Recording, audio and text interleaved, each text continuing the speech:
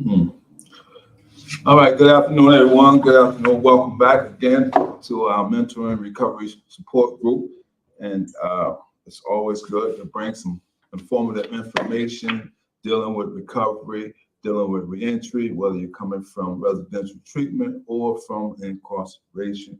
And so the goal is to reshape the thinking of those who may be affected by some type of substance abuse or some type of reentry back into society. And so therefore, we're going to bring you some information. I'm going to share some information, rather. And this article is brought to us by Cornerstone Healing Center.com.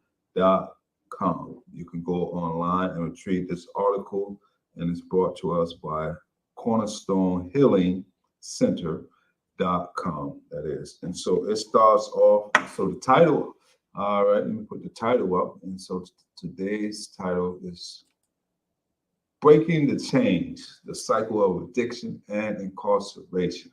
Once again, this is our recovery support group. And so today we're going to share some information about breaking the change, the cycle of addiction and incarceration.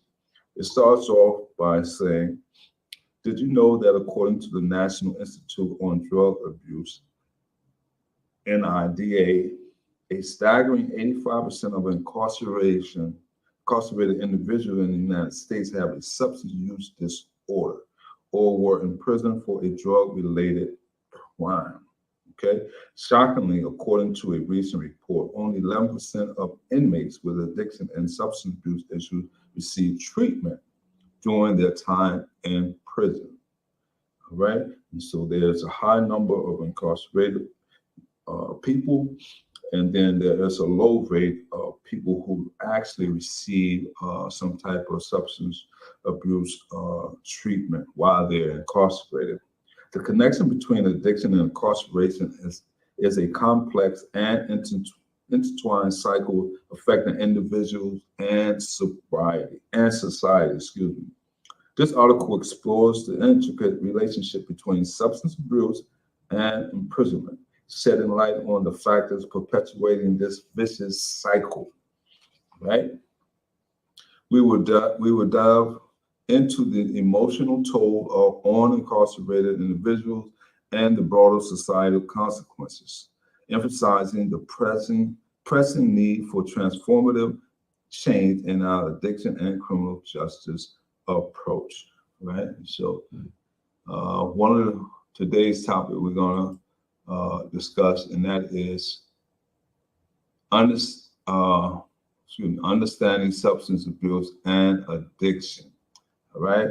And so this article says substance abuse is the harmful or excessive use of drugs or alcohol negatively impacting an individual's physical, mental, or social well-being. It involves the misuse of substances, often in a manner that deviates from approved medical or social norms. On the other hand, addiction is a chronic and compulsive disorder characterized by an individual's inability to control their consumption of a particular substance despite knowing its adverse effects.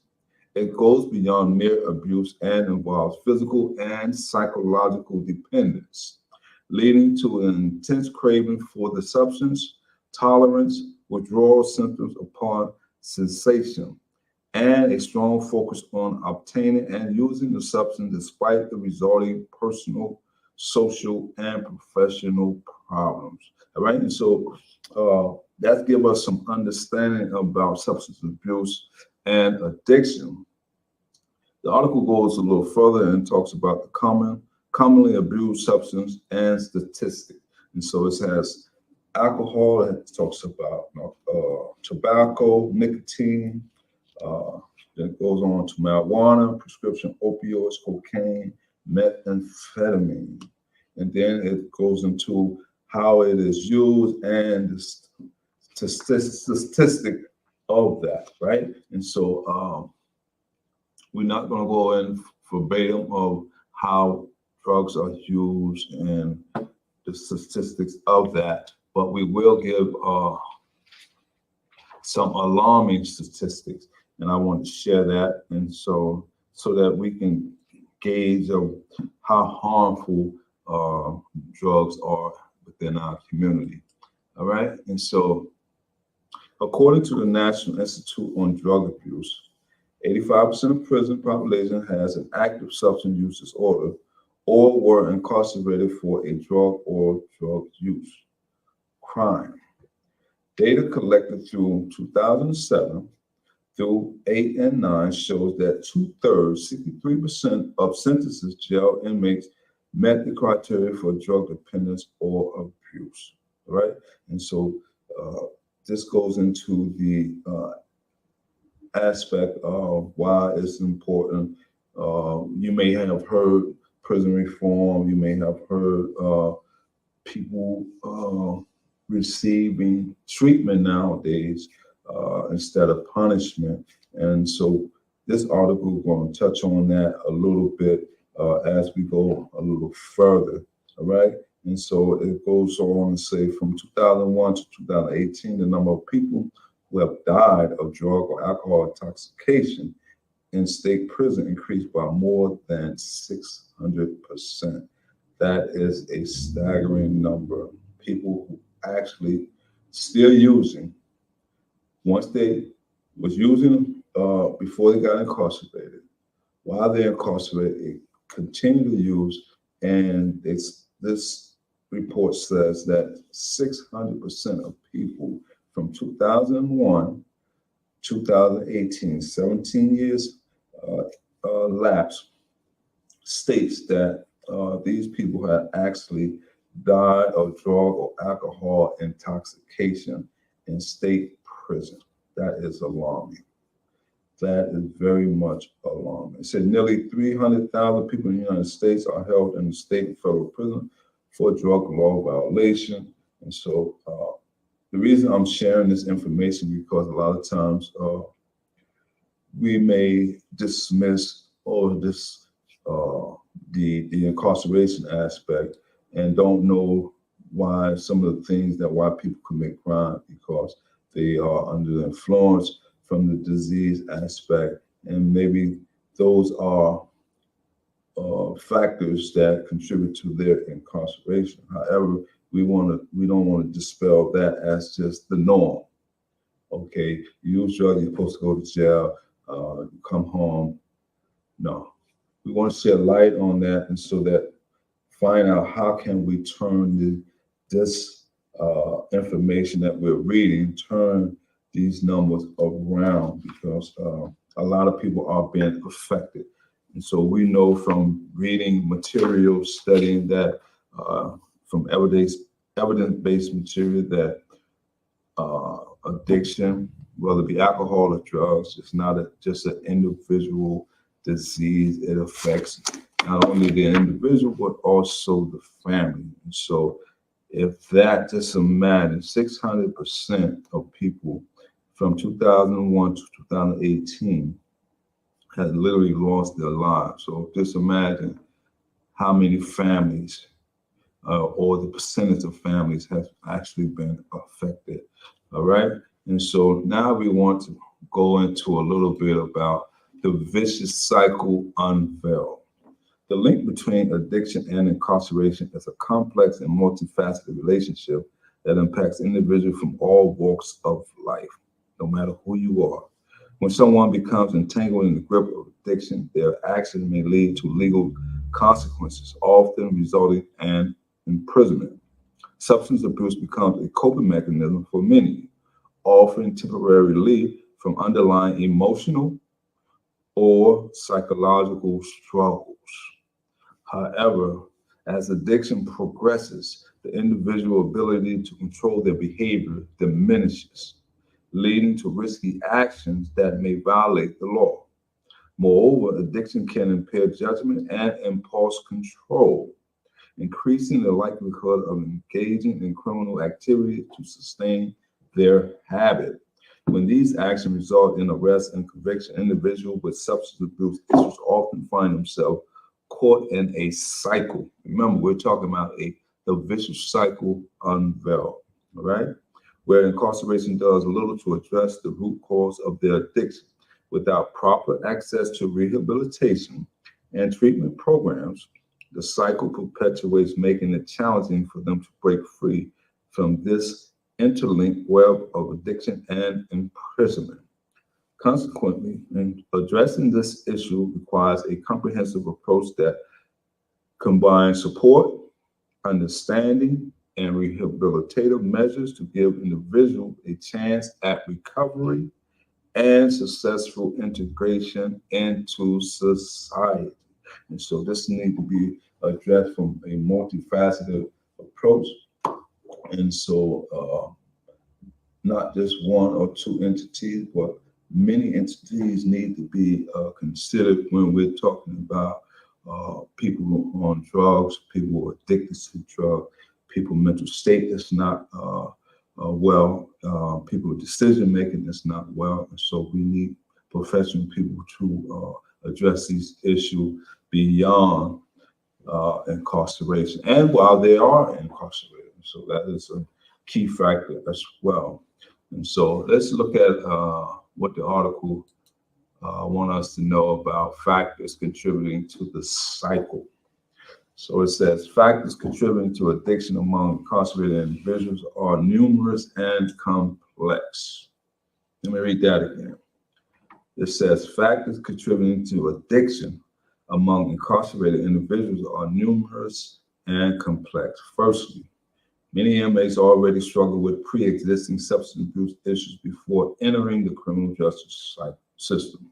Substance abuse might have played a significant role in their involvement in criminal activities, leading to their arrest and subsequent incarceration. Secondly, within the prison environment, access to treatment and rehabilitation for substance abuse is often limited or inadequate. And so now you have someone who's having an addiction, commit a crime, goes to jail, and so they're spending their time not receiving the appropriate help, or they're not willing to attend the program that's being offered. Because I am someone from both backgrounds, from addiction and incarceration, and a lot of times there are, I know when I first went into the prison system, there was a limited access to rehabilitation, reform groups, programs, things of that nature.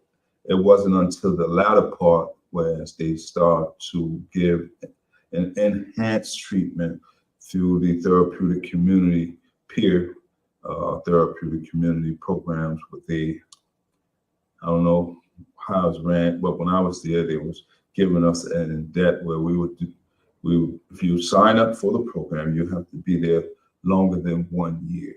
And so that for me was a great outcome because I began to learn more about my addiction and how to respond when certain factors appear in my life. So yes, but this article gives us a clear understanding that there may be people who are not receiving the adequate help, or they may be refusing the help that's being offered. So now there is another dilemma. So this article goes on to say, just lack of support can hinder an individual's effort to overcome their addiction and address the underlying issues driving their behavior. Additionally, social, economic, and environmental factors are crucial in shaping addiction patterns among incarcerated individuals. Poverty, unemployment, lack of education, and exposure to crime-ridden neighborhoods contribute to a higher risk of substance abuse and subsequent entanglement with the criminal justice system. To break the cycle of addiction and incarceration, addressing these factors necessitates comprehensive interventions that encompass rehabilitation, social support, and opportunities for positive change both during and after incarceration. So that is key. Not only while people are inside receiving help, but once one is released, continuum of care. That's how it was presented to me when I went through the treatment program. The continuum of care was stated, and it was recommended that I partake in it, in which I did partake in it, and so it taught me a great deal of the importance of learning more about how one responds uh, to whether it be trigger, urges, craving, people, places, and things, or situational uh, circumstances. All these things play a major role in how one responds to conflict, anger, and managing those type of behaviors as well. And so it says factor contributing to addiction among incarcerated individuals. So factors say pre-existing substance abuse issues, lack of access to treatment and rehabilitation, socioeconomic, environmental factors. All right, and it says for pre-existing substance abuse issue, many incarcerated individuals enter the criminal justice system with pre-existing substance abuse problems. These issues might have been an underlying cause of their involvement in criminal activity, leading to their arrest and subsequent imprisonment. Substance abuse can exacerbate criminal behavior, impair decision making, and contribute to a cycle of addiction and criminality. So there is a vicious cycle. There is a link. So basically, what this article is saying that there is a link to why people not only use drugs, become addicted to the drugs, there's decision making, why they commit crime, how they uh, get in prison, and while they're there, the lack of or limited resources to rehabilitating information. So these things need to be addressed. And so that's why we are talking about it today. I don't want to say, well, we know it goes on, but we want to move beyond that. We know. We don't want to be the know-it-all people. We want to know, give us some fact-finding information that can assist us and give us the appropriate information on top of that. So let's talk about the impact on individuals. The impact on addiction and incarceration on individuals is profound and far-reaching. Those grappling with substance abuse often face emotional and psychological tolls, experiencing mental health struggles and trauma. All right, let me read that again. It says, those grappling with substance abuse often face emotional and psychological tolls, experiencing mental health struggles and trauma. Relationships with family and friends may be strained, leading to isolation and a sense of disconnection. On the other hand, when individuals find themselves incarcerated due to drug-related offenses, the experience can be physically and emotionally challenging, right? So on top of the emotional, psychological toll, mental health struggles and trauma, uh, family and friends strains, and isolation, being disconnected. When a person, this article says, when a person becomes incarcerated, that is another challenge. So imagine having all these issues compounded and not being addressed adequately. That can wear on a person mindset. It could wear on a person physically, socially, and so these things, if not addressed appropriately, when a person re-enter back into society and they come home, and now they are already been abandoned and disconnected from so much and dealing with so much, and if they don't get the appropriate professional help, or if there's not a recovery coach that's in the community or in their life or mentor or a counselor or a sponsor or someone that can help them navigate through all of this, I want to say psychological traffic, but all of this turmoil that they have experienced, then there may be a relapse if not addressed appropriately. The article says being separated from loved ones and society can lead to feeling of despair and hopelessness. Okay. Moreover, the stigma associated with being a formerly incarcerated individual may hinder reintegration into the community post-release. Addressing the impact on individuals requires a compassionate approach, prioritizing mental health support, access to rehabilitation and reentry programs, and efforts to reduce social stigma, empowering them to rebuild their lives after facing the dual burdens of addiction and imprisonment. Wow, this is some heavy information because not only are we dealing with one factor of substance abuse, but we're talking about the incarcerated information. I'm one of the persons who has been blessed to have a support network once released from incarcerated, and that been through my family and friends, loved ones, and also being able to make a decision, a conscious decision to want to change, because a lot of times, we have to take responsibility and look at ourselves. What can we do better, and learn from the experience, and learn from the setbacks, and take those challenges as something that we can turn it around. And believing and knowing that you are able to do that, you can make continuing strides for success. A lot of times, I am an advocate of, if you're willing to help yourself, people are willing to assist you in that process.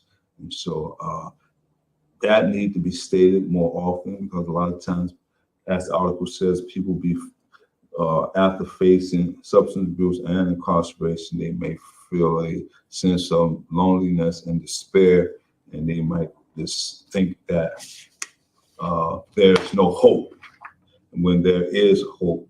But we have to be willing, 100% willing to say, hey, I'm gonna give this good life, or what we would call I don't want to use the word sucker, but the good boy life instead of the bad boy life. I wanted to give the good boy life a try, because I lived the bad boy life so long, so many years. So let me try the good boy life. It gotta be better than the bad boy life, because I see a lot of success over here in the good boy life. And so, though that's the mind, for lack of a better word, but those are the framework we have to look at, change from how we perceive the information, how we can look at it from the path of, do I want to go backwards or do I want to move forward? We have the choice. And so we have the choice to choose. And so I hope someone watching this, that they will choose the right path instead of the wrong path. The next aspect, or the next topic we want to talk about, and that is societal consequences. The societal consequences of the cycle of addiction and incarceration are far-reaching and multifaceted. At a broader level, the prevalence of substance abuse and drug-related offenses contribute to the burden of overcrowded prisons, straining resources, and perpetuating a costly cycle of incarceration.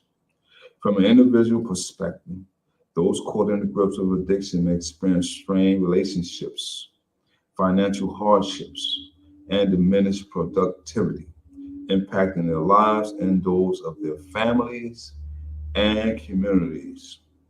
Furthermore, the criminalization of drug offenses often leads to stigmatization and marginalization, hindering individual opportunity for reintegration into society post-release. All right? And so there is a lot to be addressed.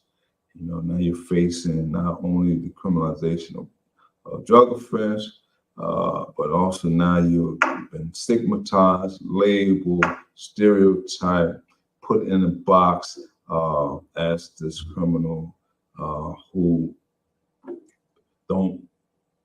may not be perceived as someone who's ready for change, and then it may hinder one's opportunity for reintegration because now you have to go through a classification committee, and they will have to make a decision based upon the information that's in front of them, whether or not you have met the requirement that they're asking for you to accomplish. All right, and so those are challenges, but yet those is not that they can't be overcome. So it says the societal consequences also extend to increased healthcare costs, lost workforce potential, and heightened recidivism rates.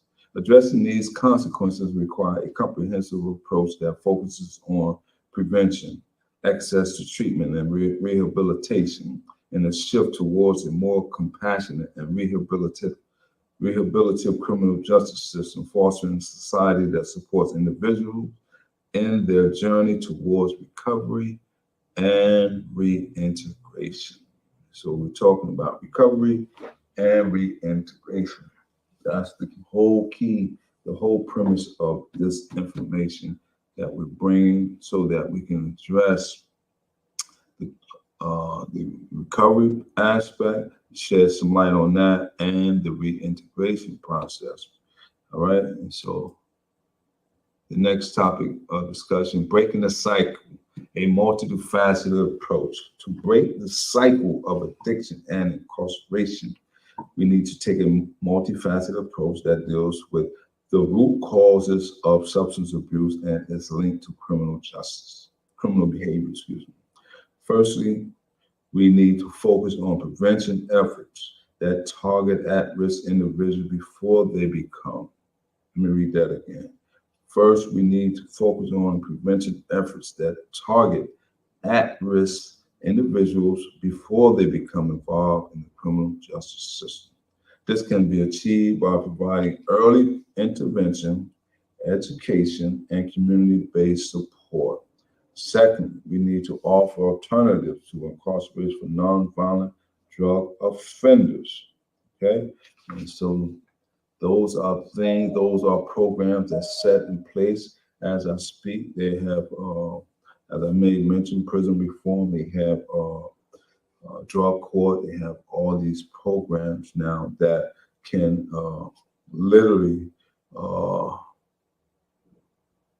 give a person an opportunity instead of being wasting away inside of a jail cell for years or months, however the time may be, where they have the opportunity to sit into a community-based residential program where they can actually receive the help that's basically needed.